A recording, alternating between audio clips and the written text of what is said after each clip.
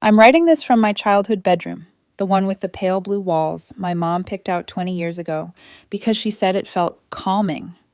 I never thought I'd be back here like this, 32 years old, sitting on the edge of a bed that's technically too small for me, listening to my father move quietly around the kitchen because neither of us knows what to say anymore. I'm not here because I have nowhere else to go. I'm here because my world cracked open about 72 hours ago, and this is the only place where the pieces are allowed to fall without anyone telling me I'm ruining the vibe.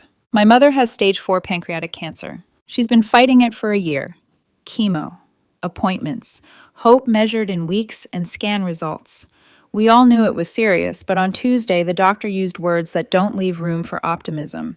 Palliative, comfort, hospice. My dad, my strong, steady dad, the man I've seen cry maybe twice in my entire life, broke down on the phone.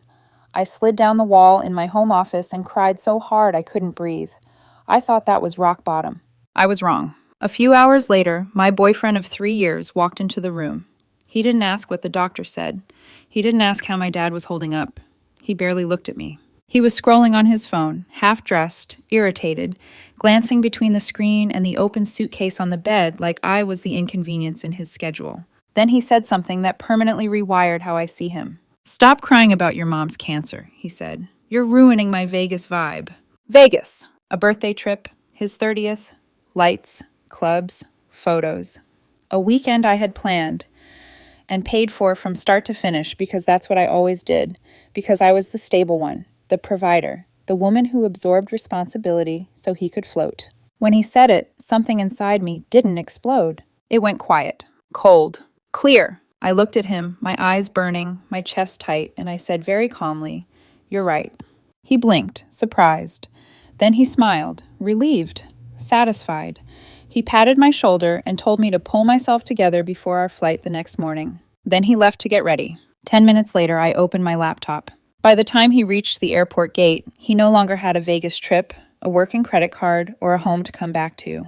And that was just the beginning. I met him 3 years ago, at a time in my life when stability felt like oxygen. I had just turned 29. I was established in my career, living in a condo I'd bought on my own, proud of the quiet, orderly life I'd built. Not flashy, not dramatic, but solid. The kind of life where bills were paid on time and the future felt predictable in a way that was comforting, not dull. He came into that world like a gust of noise and charm. We met through mutual friends at a birthday dinner. He was funny in a loose, effortless way. Loud enough to fill a room, confident enough that people leaned in when he spoke. He told stories about trips he wanted to take, things he planned to do once life settled down. He laughed easily. He made people feel like something exciting was always about to happen. I remember thinking he felt lighter than me. At the time, I mistook that for balance. Our early months were easy. Dates turned into weekends. Weekends turned into him staying over just one more night. He admired my place, my routines, my discipline. He called me grounded, said I made him feel safe. I didn't realize then how often men use that word when they mean someone else will handle things. When his lease ended, moving in felt natural, logical. He framed it as a step forward, a sign of commitment. I told myself relationships were partnerships, that support didn't always need to be perfectly symmetrical. At first, it wasn't. He worked part-time in marketing, freelance projects, flexible hours. I worked full-time with benefits and predictability. When we went out, I paid more often than not. When we planned trips, I handled the logistics, flights, hotels, reservations. He'd say, "You're just better at that stuff," and smile like it was a compliment. I accepted it because things felt good. When my mom was first diagnosed, he was present. Not deeply, not consistently, but enough that I didn't question it. He hugged me, told me everything would be okay, said he was sorry. Then, after a few days, life resumed its normal pace. For him. For me, it didn't. Hospital visits became part of my routine. Phone calls with my parents stretched late into the night. Some mornings I sat in my car before work just breathing, bracing myself for another update I wasn't ready for. He didn't ask many questions after the first week. When I was quiet, he filled the silence with his own frustrations. When I canceled plans, he sighed. When I forgot to smile, he reminded me I used to be more fun. Our intimacy changed slowly. I was exhausted. Grief has a way of hollowing you out. He noticed the distance, but instead of asking why, he framed it as something I was doing to him. "You've just been so checked out lately," he said once, lying beside me, scrolling through his phone. I miss how things were. I wanted to say I did too. Instead, I apologized. That became the pattern. I adjusted, I compensated, I tried harder. I booked the Vegas trip as a gesture, a reset. His 30th birthday felt like the right excuse to create something big, something distracting, something that might remind us who we used to be. I told myself it was temporary, that once my mom stabilized, once things settled, we'd rebalance. I didn't see that the imbalance was the relationship. And by the time I understood that, it was already too late. The first warning signs didn't arrive as explosions. They came quietly, in comments that landed soft but stayed heavy, in pauses that felt longer than they should have, in the way my grief became an inconvenience instead of a shared reality. After my mom's diagnosis turned serious, I stopped pretending I could compartmentalize everything. Some days I functioned, some days I didn't. I didn't cry in front of him often, but when I did, his body language shifted, shoulders stiffening, eyes drifting away, impatience creeping in, like he was waiting for me to finish so life could resume. "You can't live in crisis mode forever," he said once, not unkindly, but not gently either. I didn't argue. I nodded. I swallowed it. When I canceled a dinner reservation because my dad called in the middle of a spiral, he exhaled sharply and said, "We always do this lately." When I forgot to answer a text because I was sitting in a hospital hallway staring at the floor, he asked why I was shutting him out. I started apologizing for things that weren't apologies. For being tired, for being distracted, for being sad. I still handled everything else.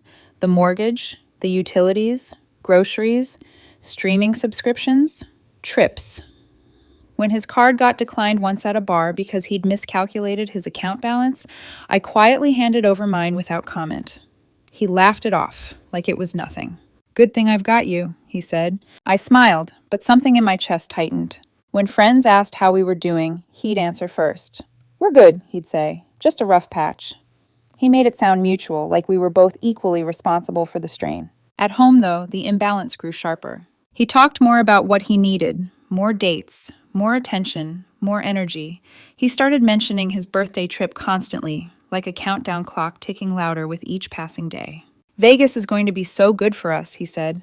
"You need it, a distraction." I booked it because it was easier than pushing back, because I wanted peace, because I still believed love meant showing up harder when things were difficult. But small moments began to stack. The night I came home late from my parents' house and found him irritated because dinner wasn't ready. The way he rolled his eyes when I mentioned hospice as a possibility for the first time. The comment he made under his breath when I said I didn't feel like going out. "You're always sad now." I noticed how rarely he asked about my mom unless I brought her up first, how quickly he changed the subject when I did, how his empathy had an expiration date.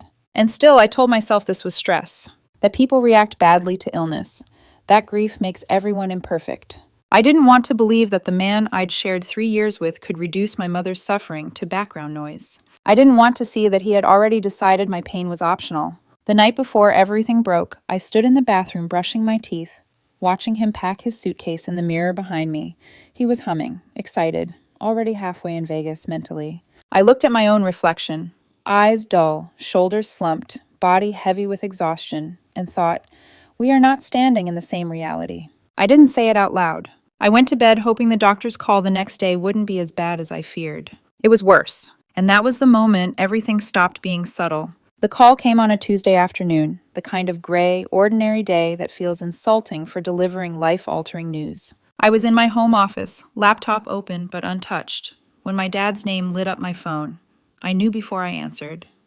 There's a specific weight that settles in your chest when hope is about to be taken away politely. The doctor's voice was careful, measured, gentle in the way people are when there's nothing left to offer except honesty. The chemo had failed. They were recommending hospice, comfort, pain management, time measured not in months, but in moments. I slid down the wall after the call ended, my back pressed to the cool hardwood, phone still in my hand like it might ring again and undo everything. I cried until my throat burned, until my chest hurt, until the sound faded into this thin, broken quiet I didn't recognize as my own. Hospice. My mom wasn't dying eventually anymore. She was dying now. I didn't hear him come in at first. The door to my office opened, and he stepped inside like this was any other interruption. Not cautious, not soft, just annoyed. Are you still moping? He asked. Not what happened, not how's your dad, just still moping. I tried to speak, my voice caught halfway out of my chest. I just got off the phone with my dad, I said. They're stopping treatment. It's hospice now. He sighed. A long, exaggerated sigh, like I'd told him the restaurant was out of his favorite dish. I know it's sad, he said. I do. But we're supposed to be packing. My birthday is in 2 days. I've been looking forward to this for months. I stared at him. My mind felt disconnected from my body, like I was watching this from somewhere far away. He kept going. You've been such a black cloud lately, he said. You need to snap out of it. He crossed his arms, irritated, waiting. Then he said it. Seriously, stop crying about your mom's cancer. You're ruining my Vegas vibe. The words landed without sound. No ringing in my ears, no spike of anger, just silence. Something in me shut off, not in self-defense, but in clarity, like the last illusion finally burned away, leaving only the truth underneath. I looked at him. My eyes were swollen, my face tight with grief I hadn't even begun to process. You're right, I said. My voice was flat, neutral. He blinked, surprised. Then relief spread across his face like he'd won something. Good, he said, patting my shoulder. See, I knew you'd get there. I'm going to finish getting ready. Try to pull yourself together. I want to have fun. He grabbed his keys and left. I sat there for 10 minutes after the door closed. 10 minutes of stillness. Then I opened my laptop. The trip was first. The flights were non-refundable, but convertible to credit. My credit. My name on the booking. I clicked cancel. $1,200 shifted back into my account. The hotel came next. I ate the deposit. $400. Worth it. Then the finances. He was an authorized user on my platinum card. The card he used for everything. I clicked his name. Selected deactivate authorized user. Typed the reason. No longer authorized. Done! Then the home. The condo was mine. Bought 5 years before I met him. His name was on nothing. Not the mortgage, not the utilities. There was no lease. He was a guest. A guest whose stay was over. I called a locksmith, emergency rekey, deadbolt. An hour. I called my sister. She didn't ask questions. She showed up with boxes and righteous fury. By the time the locks were changed, his life had been reduced to boxes and suitcases in the building's storage unit. I drove to my parents' house that night and held my mom's hand until she fell asleep. For the first time that day, I cried for the right reasons. My phone started ringing the next morning at 6:45 a.m. I let it ring. Then ring again. On the 6th call, I answered and put it on speaker. What did you do? He screamed. I'm at the airport. They say I'm not on the flight. My card got declined. What is going on? I took a sip of coffee. I canceled the trip, I said, and the card. Silence. Then hysteria. I stayed calm. The locks are changed, I told him. Your things are packed. My sister will coordinate pickup. Don't come to my parents' house. I hung up. The fallout had officially begun. I thought the hardest part would be saying the words. I was wrong. The hardest part was the quiet that followed, how calm my body felt while the world around me began to scream. After I hung up, my phone kept lighting up on the kitchen counter. Calls, texts, voicemails stacking on top of each other, like proof that I was still expected to fix something I had finally refused to carry. I didn't answer. My dad sat across from me at the table, hands wrapped around a mug he hadn't touched. My sister leaned against the counter, arms crossed, watching my face like she was waiting for me to break. I didn't. I'm blocking his number, I said. My voice sounded steady, almost distant. I pressed the screen. One tap. Silence. For the first time in days, my chest loosened. An hour later, a new number came through. I answered without thinking. It was his mother. She used my name like it was still hers to use. Sweet voice. Concerned tone. The kind people save for situations where they want something. He's hysterical, she said. There must be some misunderstanding. You can't just cancel his card and lock him out. That's not fair. Fair. My mom was in hospice. I looked at the wall while she talked. The framed photo of my parents on their wedding day. My mom's smile. Soft, unguarded, trusting. There's no misunderstanding, I said. I ended the relationship. But his things, she pressed. You can't do that. He lived there. He has nowhere to go. He was a guest, I said evenly, and his stay is over. There was a pause. Then the entitlement surfaced fully. You always took care of him, she said. You know he doesn't make much. How is he supposed to live now? The question hit me harder than the screaming had. How is he supposed to live? Not how I was surviving, not how my father was holding up, not how my mother was dying. Just him. My mom is dying, I said, and he told me to stop crying about it because I was ruining his birthday trip. Silence. I'm blocking this number now, I added. I did. That afternoon, I went to sit with my mom. I held her hand. I memorized the weight of it in mine, the sound of her breathing, the way her eyes fluttered when she slept. Grief has layers. Rage sits under it, relief under that, guilt woven through everything. I felt all of it at once. The next morning, my sister insisted on coming with me when I needed to stop by the condo to grab documents and clothes. I didn't argue. As I pulled into the parking garage, a car I didn't recognize cut in front of me, blocking my path. My stomach dropped. He jumped out, face streaked with panic and fury. His friend sat in the passenger seat, filming on her phone.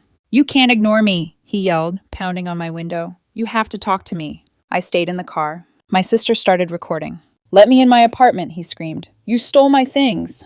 "Your things are in storage," I said through the glass. "My sister will coordinate pickup. You're trespassing." He yanked on the door handle. His friend shouted something about abuse. I called building security. When they told him to leave and he refused, they called the police. Watching him switch from rage to fake tears when the officers arrived was surreal, like seeing a costume change mid-scene. "She kicked me out," he sobbed. "She stole my property." I handed the officers my documents. Calm, prepared.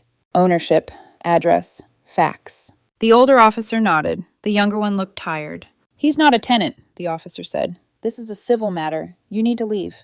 The color drained from his face. As they drove away, he shouted one last threat about lawyers. I felt nothing. Not satisfaction, not anger, just distance. That night, sitting beside my mother's bed, I realized something important. I wasn't being cruel. I was finally being accurate. And accuracy, I was learning, feels brutal to people who live on entitlement. I hoped, briefly, that the police encounter would end it. That reality, once enforced by uniforms and consequences, might finally land. It didn't. The entitlement didn't disappear. It sharpened. The next day, my sister's phone lit up with a message from him. No greeting, no apology. "I'm picking up my things tomorrow at 10. I'm bringing my mom and a friend." My sister stared at the screen, then typed back with clinical precision. "Fine. You and one other person. You will be met in the lobby. You will not enter the condo. You will be escorted to the storage unit. You will load your belongings, sign for receipt, and leave." I was at my parents' house while this was happening, sitting beside my mom, counting her breaths, memorizing the sound of them. Even from miles away, I could feel the tension coiling. My sister went with one of my dad's longtime friends, a big man with a calm voice and shoulders like a wall. Not for intimidation, but for clarity. For witnesses. Apparently, that didn't stop the theatrics. According to my sister, his mother started complaining the moment they met in the lobby. How unfair this was. How humiliating. How after everything her son had done for me, I was treating him like a criminal. My sister didn't engage. She handed over a clipboard. "Here's the inventory," she said.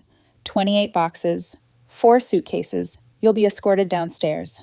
They loaded in silence until something shifted. "Where is it?" he asked. "Where is what?" my sister replied. "My laptop," he said. "My new MacBook, the silver one." Confusion crossed her face. "Your laptop is in box 12, your old one."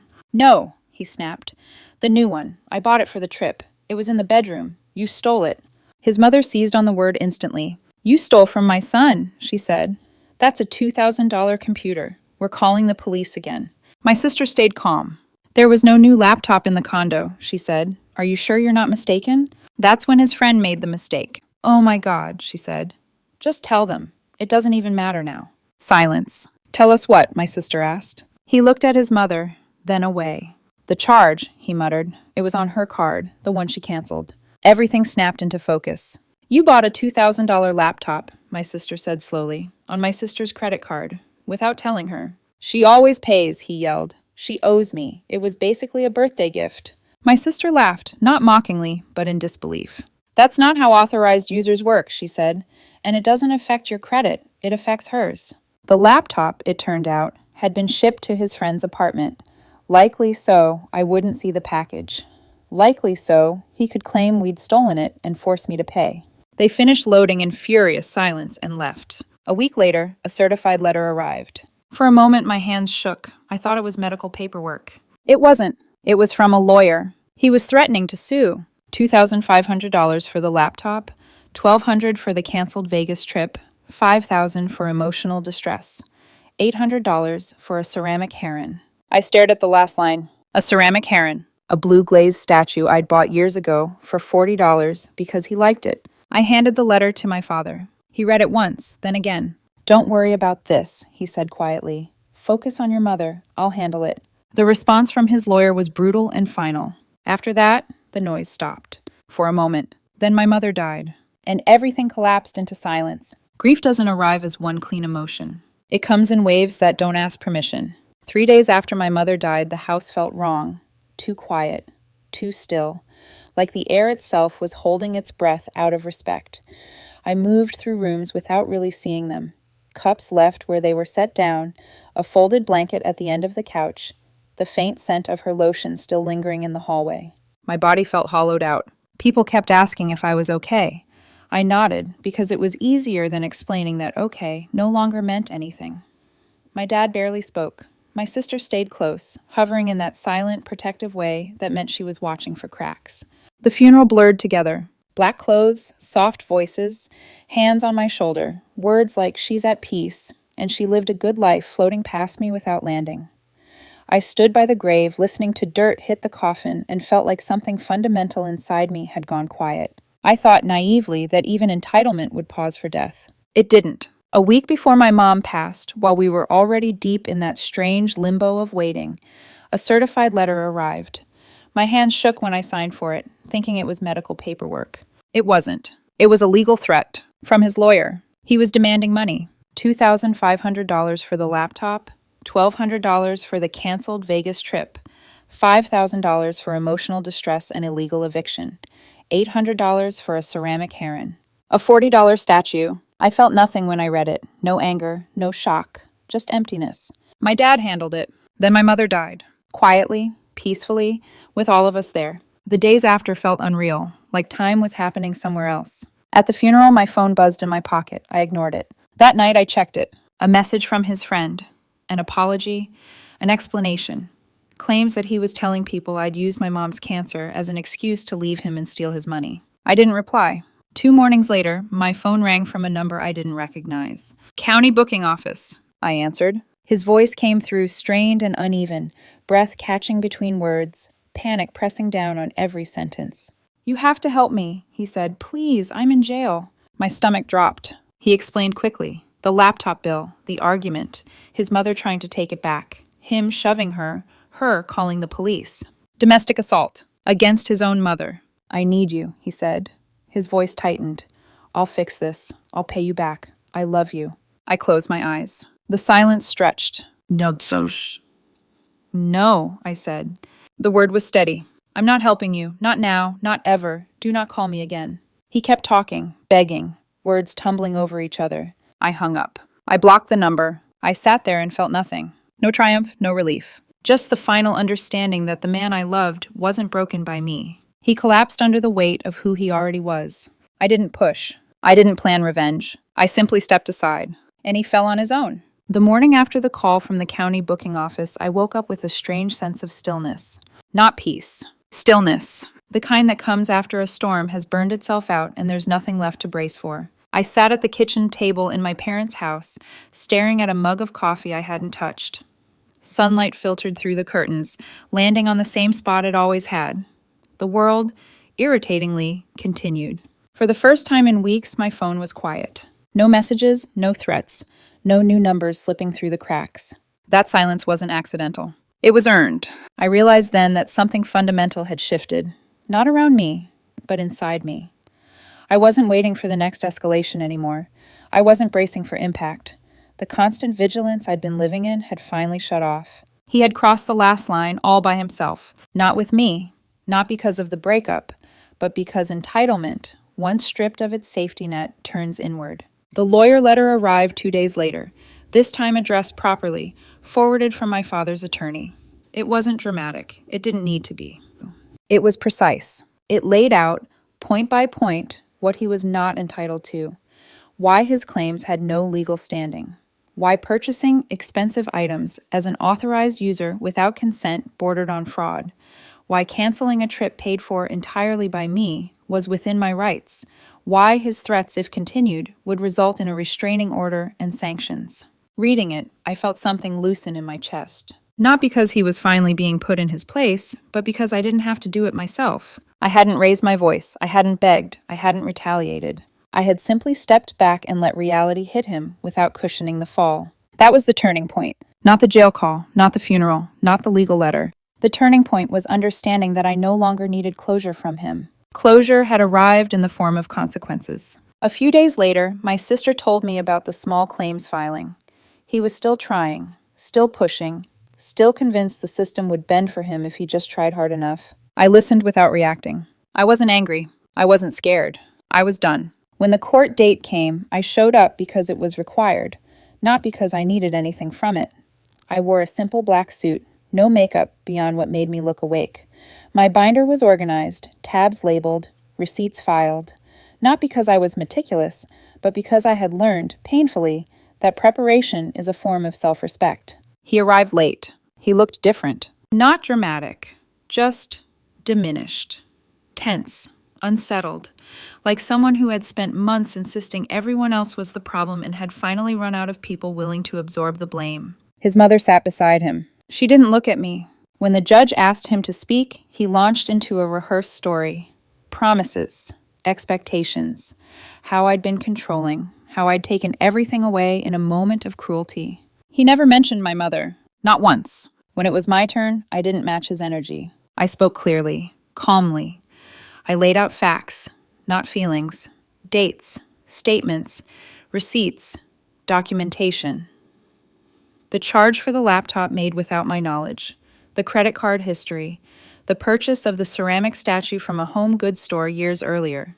The judge listened, and then quietly, decisively dismissed the case. With prejudice, the room went silent. I didn't smile. I didn't look at him. I gathered my binder and walked out. Outside the courtroom, his mother finally exploded, shouting accusations, calling me heartless, cruel, a monster. I kept walking. In that moment, something settled permanently. I wasn't reclaiming power. I was reclaiming myself. I didn't need his understanding. I didn't need his remorse. I didn't need an apology that would only have been another transaction. I had grieved enough things already. Losing him, finally, fully, wasn't one of them. The fallout didn't arrive all at once. It spread slowly, unevenly, like water seeping into cracks you don't notice until something starts to rot. After the court date, I expected noise, angry texts, dramatic voicemails, some last-ditch attempt to reclaim control.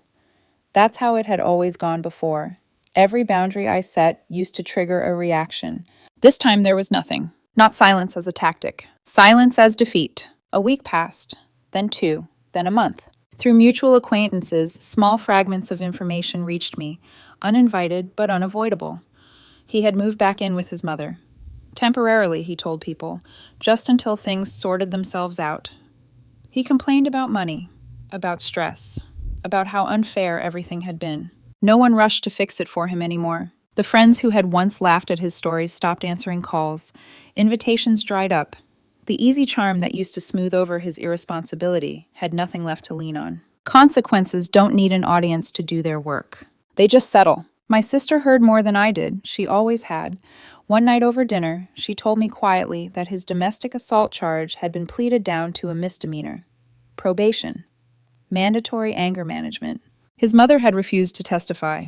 I wasn't surprised. Protection, even when it enables destruction, has a way of repeating itself. What surprised me was how little I felt when I heard it. No satisfaction, no vindication. Just a distant recognition that this was exactly where unchecked entitlement leads when no one steps in front of it anymore. A few weeks later, the small claims filing resurfaced, because of course it did. Even after the dismissal, he tried again, adjusting the amounts, reframing the story, convinced persistence would eventually wear someone down. It didn't. The second dismissal came faster, sharper. The judge wasn't patient this time. That was the end of it. The real fallout, though, wasn't his. It was mine. In the quiet that followed, I started noticing how much space he'd occupied in my head long before he ever took up space in my home. The constant accounting, the emotional budgeting, the way I'd learned to anticipate disappointment and preemptively smooth it over. Without that weight, my days felt empty, and then gradually lighter. I moved back into my condo fully a few weeks later. The place felt different, not haunted, cleansed, quiet in a way that didn't demand anything from me. I donated things I'd bought for a future that never existed. I rearranged furniture. I replaced sheets. I reclaimed corners of my life that had slowly been negotiated away. On Sunday nights, my dad came over for dinner. Sometimes my sister joined. We talked about my mom. Sometimes we didn't. Both felt right. Grief didn't disappear. It softened. It stopped screaming and started humming in the background. Present, permanent, but no longer consuming. One evening, while folding laundry, I realized something small but telling. I wasn't bracing for interruption. I wasn't waiting for criticism. I wasn't explaining myself to anyone, even in my head. That was when I understood the true cost of what I'd been carrying. It wasn't the money, it wasn't the trip, it wasn't even the betrayal. It was the slow erosion of self that happens when you're valued for what you provide, not who you are. I didn't hate him. Hate still requires energy. I felt something closer to pity, not for where he ended up, but for how inevitable it all had been once I stopped intervening. I hadn't destroyed his life. I'd simply stopped insulating him from it. And in doing so, I finally gave myself the quiet space I needed to survive my own loss. The hardest part wasn't walking away. It was realizing how long I'd been walking alone. 6 months have passed. Time didn't fix anything the way people promise it will. It didn't erase the grief or soften it into something sentimental. What it did was teach me how to carry it without collapsing under the weight. My mom is still gone. Some days that truth lands gently. Other days it knocks the air out of me without warning. But it no longer feels like an open wound. It feels like a scar, permanent, tender, and woven into who I am now. My dad and I have settled into a rhythm. Sunday dinners, quiet mornings, shared silences that don't need filling. We talk about her openly. We remember her without breaking apart. That feels like progress. As for him, there were no dramatic updates after that. No redemption arc, no apology tour, no final confrontation. Just distance. I heard indirectly that he took a job he used to mock, that he complains constantly, that nothing is ever his fault, that his mother is garnishing his wages to cover legal fees and the damage from their fight. I didn't feel anything when I heard. That surprised me. I used to imagine closure as something loud, vindicating, final. But closure turned out to be quiet. It was waking up in my own bed without dread tightening my chest. It was making decisions without anticipating someone else's disappointment. It was realizing I hadn't checked my phone in hours because I wasn't afraid of what might be waiting. I'm not dating yet. Not because I'm broken, not because I'm scared. Because I've learned the difference between loneliness and peace, and I refuse to confuse them again. If there's a lesson in all of this, it's not about revenge or justice. It's about boundaries. About what happens when you stop cushioning someone from the consequences of who they are. About how entitlement survives only as long as someone else agrees to carry it. I didn't destroy him. I didn't plan his downfall. I simply stopped explaining myself, stopped paying, stopped absorbing what wasn't mine. And when I did, everything that had been leaning on me finally collapsed under its own weight. I miss my mother every day. But I don't miss the version of myself who believed love meant endurance. Love, I know now, means reciprocity. And choosing myself, quietly, firmly, wasn't cruelty. It was survival.